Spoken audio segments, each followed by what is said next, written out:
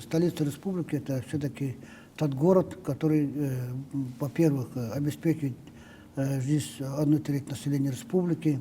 Это наш культурный, интеллектуальный центр республики, это научный центр республики, образовательный центр.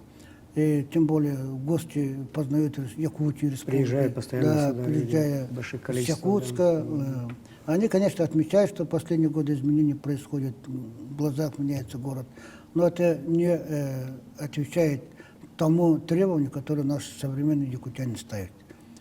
Все-таки люди ставят еще быстрые темпы, люди ставят, чтобы мы больше поработали.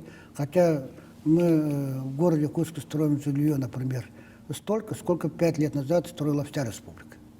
Понимаете, вот такие темпы мы задали. Насколько возможно, эти темпы надо сохранять. И по дорогам, и жилью, и по другим социальным объектам.